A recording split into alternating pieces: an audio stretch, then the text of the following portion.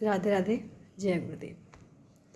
जीवन में हमें दो लोगों को कभी नहीं त्यागना चाहिए और उनके हमेशा आभारी रहना चाहिए, क्योंकि जब हमें कुछ सीखने को मिलता है, जो हमें सिखाते हैं, जो हमें इस लायक बनाते हैं, एक समय आने के बाद हम उनको ही अपने से दूर कर देते हैं या अपने मन से दूर कर देते हैं।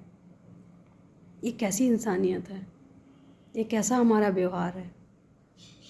हमें लगता है कि जीवन में किसी से भी अगर कुछ सीखते हैं उसको पूरे जीवन याद रखना चाहिए, और आजकल हम जो हमें जीवन देते हैं हम उनको ही अपने से अलग कर देते हैं।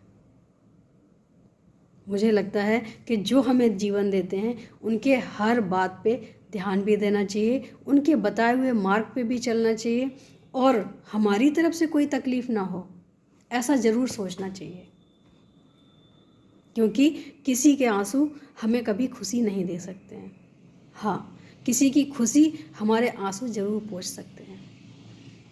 अगर जीवन में हमने किसी को थोड़ी सी भी खुशी दी है तो हमारे कहीं ना कहीं कष्ट का निवारण भी अपने आप होता है, और अगर हमने किसी को दुख दिया है तो हमारे खुशहाल परिवार में भी आग लग जाती है।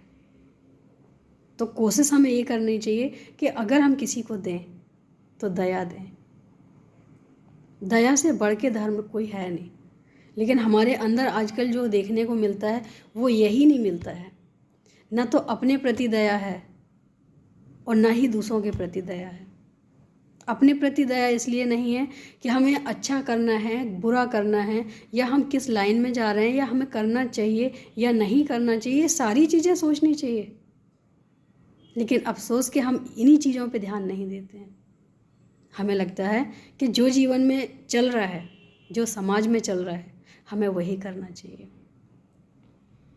समाज हम ही सब से तो बना हुआ है, और हम सब सोच अलग अलग रखते हैं, सब एक जैसे तो नहीं हो सकते हैं। तो अगर हम दिखावे के लिए वैसे बन भी गए तो क्या हम वैसे बन पाएंगे? अक्सर देखने को मिलता है कि हम उनके जैसा बनना चाहते हैं, लेकिन मुझे लगता है कि उनके जैसा ना बनो, अपने जैसे बने रहो। हमारी माँ हमेशा कहती थी कि कभी भी किसी को देख के ना ही कपड़े पहनो, ना ही कुछ और भी करो।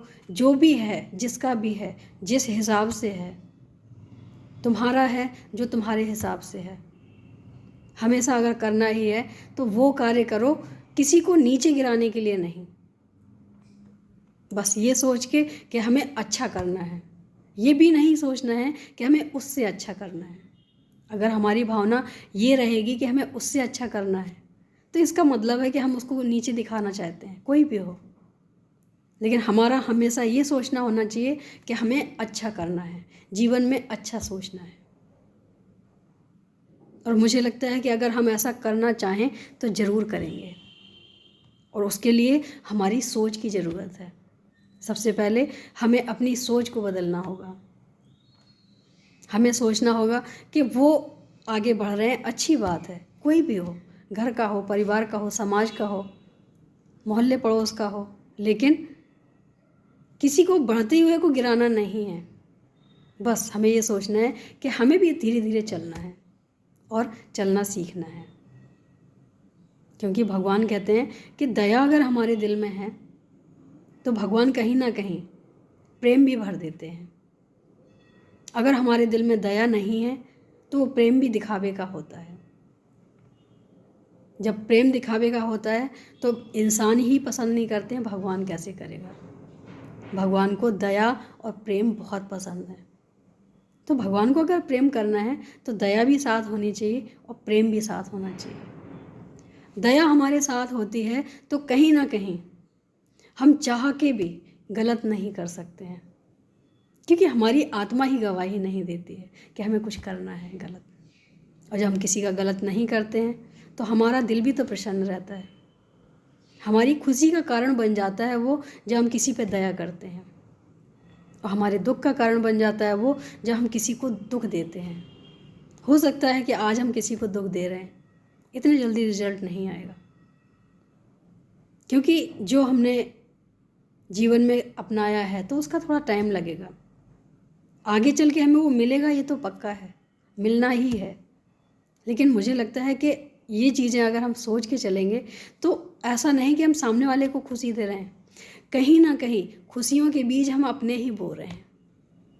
क्योंकि जब हम अपनी दूसरों पे दया करते हैं तो इसका मतलब कि हम अपने साथ ही दया का भाव रखते हैं, तभी तो दया करते हैं।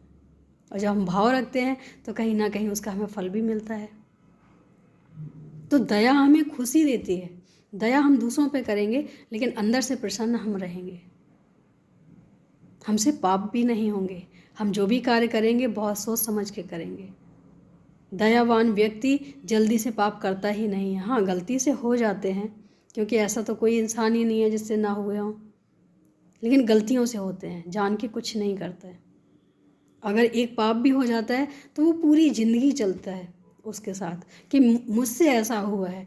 लोग कहते हैं कि हमें पता नहीं है कि हमने कब क्या किया, और मुझे लगता है कि खुद से ज़्यादा समाज में, घर में, परिवार में किसी को नहीं पता होता कि हमने किया क्या है।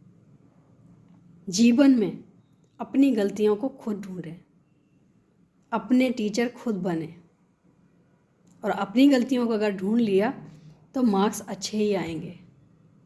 जैसे कि एग्ज़ाम टाइम में देखा जाता है कि जब हम पूरी कॉपी भर देते हैं उसके बाद करते क्या हैं, उसकी कमियों को हम देखते हैं। अगर हमने उनकी कमियों को उसी समय सुधार दिया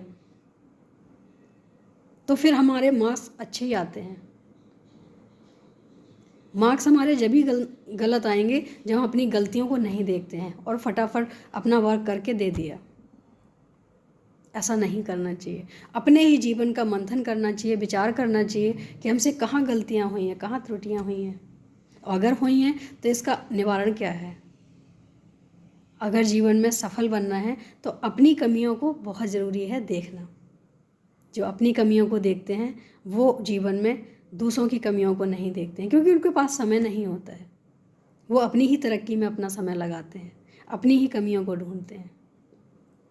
तो कहीं ना कहीं खुशी का कारण जो होता है वो दया ही होता है।